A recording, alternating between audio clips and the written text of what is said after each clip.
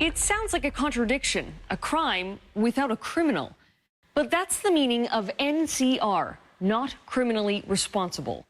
It's the label used by the courts for offenders who are mentally ill. Instead of being sent to jail, they're sent into psychiatric care. Well, now Parliament is considering a bill to toughen the NCR rules, and that has people sharply divided. Tonight, Lorraine McNabb opens the debate with the mothers of 2 victims and a killer who was declared NCR.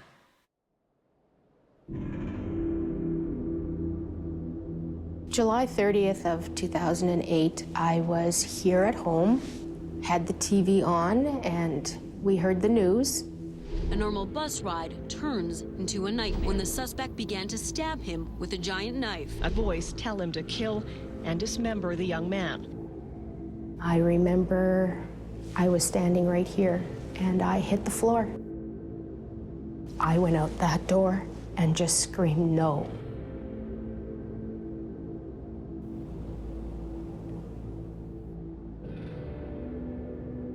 March 27th, 1997, it was a beautiful day. I remember thinking, like, life is perfect. I came out of my office, and just as I was walking out, a police officer was walking in, and he goes, "You have a son, Zachary?" And I said, "Yes." And he said he had been stabbed. And I said, "Well, that can't be. He was only 2.5. And then instantly I said, it was the neighbor.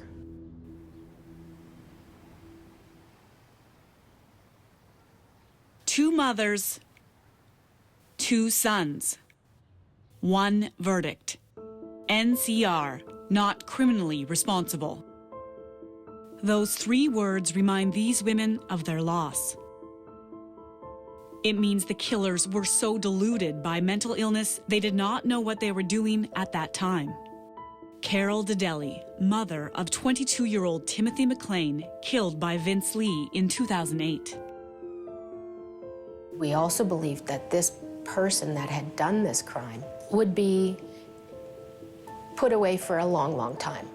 And Lori Triano Antidormi, mother of 2-year-old Zachary, murdered by Lucia Piovesan in 1997. People think about punishment, right? And that these people need to be punished. But they don't commit the crime out of ill intent. They commit it out of an ill mind. Each mother united in grief, but divided on how their son's killer should be treated. For Carol, keep them locked up. The system is hell-bent on putting that person back out in public, and I don't think that's where he belongs. For Lori, get them better treatment. People with mental illness are not violent. I mean, I think that that's a myth. What goes through my mind every time I go here is this is where my son took his last breaths. Tim was asleep aboard a Greyhound bus, 30 minutes from home. The man sitting next to him was Vince Lee.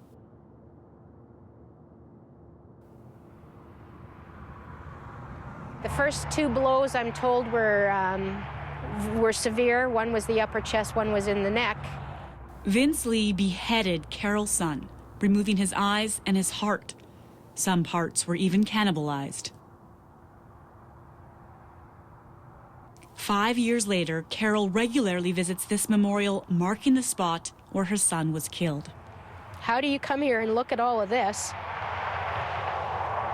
and just say, oh, well, it was a shame? Carry on. Go about your life. Disregard. No crime was committed here. No crime was committed here. Vince Lee is not a criminal. But that is what the courts decided, that Vince Lee is not a criminal because of the psychotic state he was in at the time. I don't feel safe. I don't feel safe at all anymore. It may be hard for Carol to believe, but Justice Richard Schneider says rulings of NCR keep the public safe. The criminal justice system is trying to respond to criminal activity in the inappropriate way, so the probability of it happening again is reduced. It is not a get-even sort of arena or mandate. Instead of going to jail, NCR patients enter psychiatric care for treatment. Rehabilitation is the goal. Getting at the root cause of the undesirable behavior is the objective. There are no time limits on hospitalization. Once a year, patients are assessed for risk. If they are still a threat, they won't get out. If they are doing well, they could be allowed back into the community. The system is working remarkably well. The data is quite unequivocal and clear. That data says that 93% of NCR patients do not reoffend once released. So this tree was planted in memory of Zachary a few months after he was killed.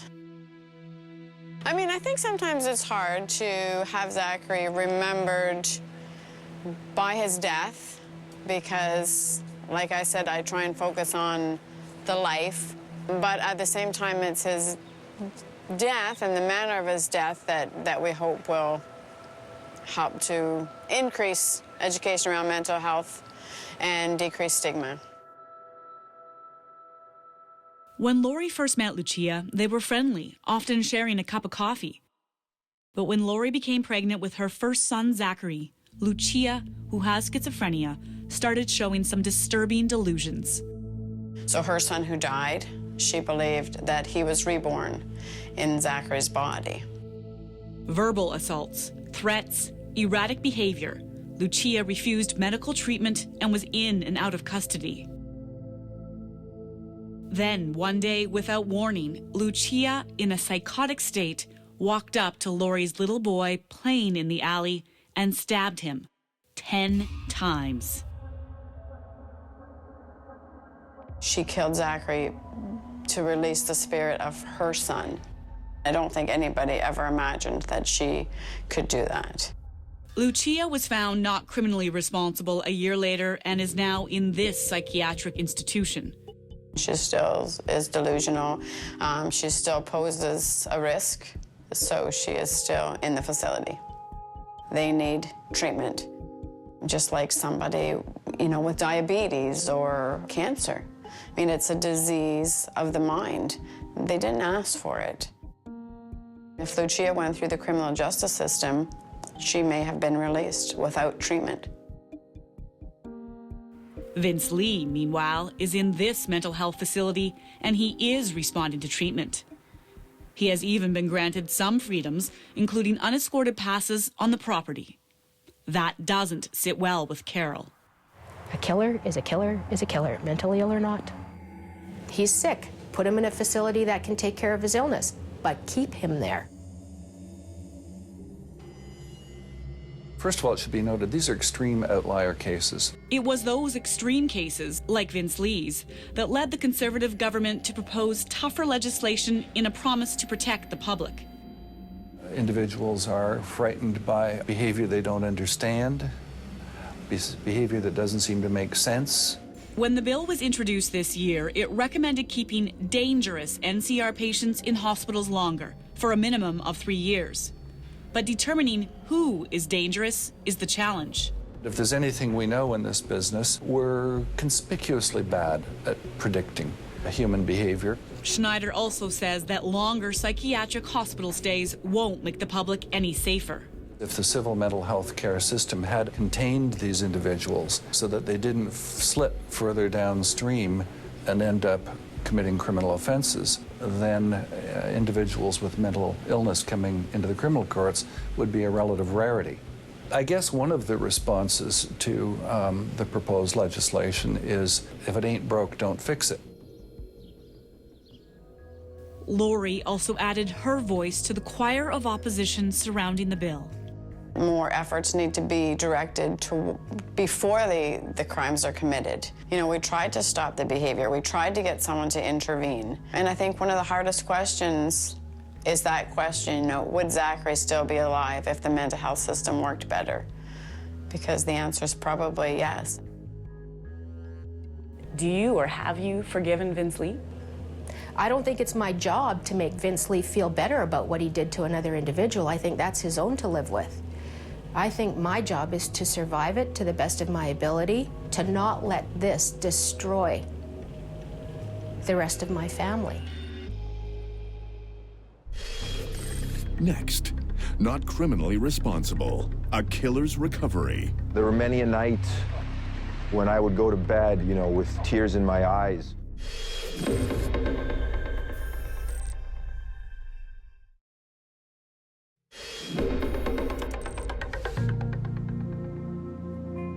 I had all the things, you know. I had a family, I had a job, I had relationships, you know, but all that was destroyed by the illness. This man, who we will call John, killed a family member. But the law says he is not a murderer. From like 2 minutes before the incident happened, I had no clue that that was going to happen. The thought just came into my head and it happened. It was just literally that quick. John had been diagnosed with bipolar disorder 9 years earlier. You know, it's like being caught in a tide or in the ocean. You know, you're in something that's bigger and stronger than you are. 1 minute, things would be just fine, but all that could change in an instant. You may become very angry with someone who says something to you, and you just suddenly fly off the handle and start yelling at that person for no reason. At the time of his offense, he was on medication, but it wasn't enough. I still thought there was a part of me that could control the illness, the manic episodes. But the thing with when you're in that state of mind, it's like you're unable to judge your thoughts any longer. Charged with first-degree murder, John was found not criminally responsible. For 2 years, he sat in a prison. I was still very ill. The worst place to get ill is jail. In jail, if you're ill, especially if you're manic, or psychotic or whatever the case may be, they just put you in seclusion.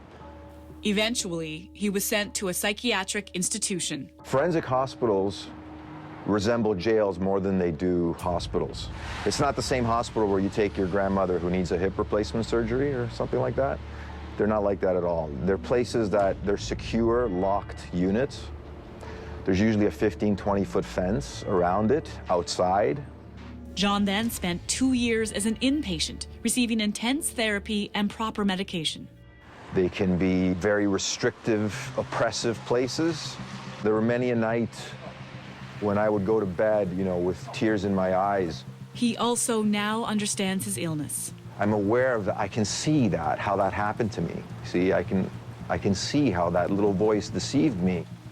You're going to be here as long as you need to be until you can prove to yourself and to us that you're, that you have insight, that you're not a risk. I've been symptom-free for 6 years now. Absolutely, totally symptom-free of any manic symptoms. Because of his progress, John was granted a conditional discharge earlier this year. He says he is no longer a danger and won't reoffend. It's an ongoing process. It's not an easy thing to lose everything. He now has his own apartment and has reunited with his family. He must continue treatment, have regular visits with his doctor, and comply with urine tests, or else he could be sent back. All these things are they're not easy things to navigate.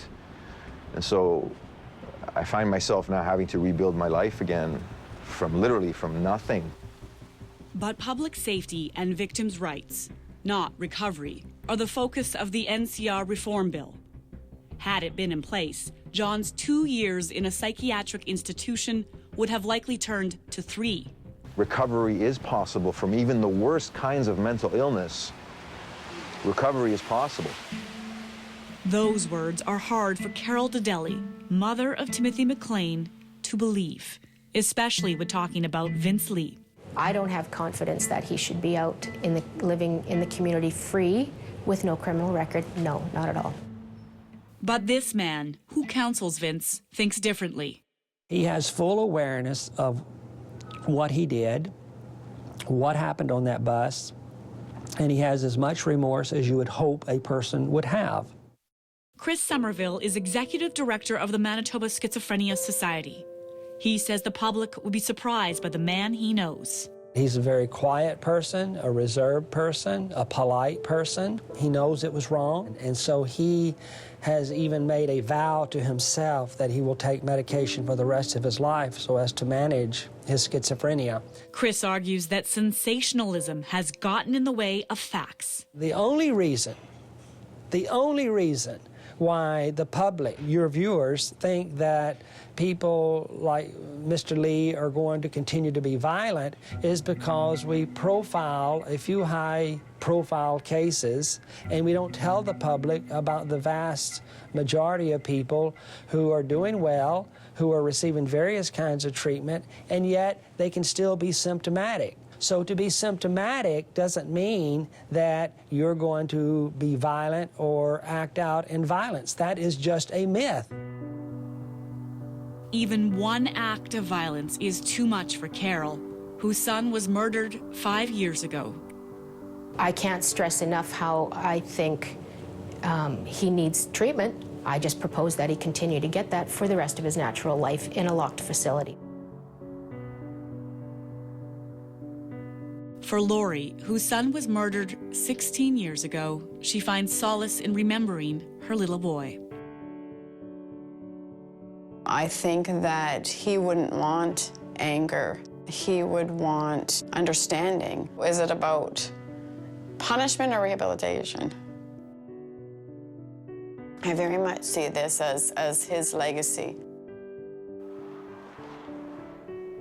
I'm hoping to make things better for the future for, sadly, the next NCR family that comes along, because there will be more and more unless we do something.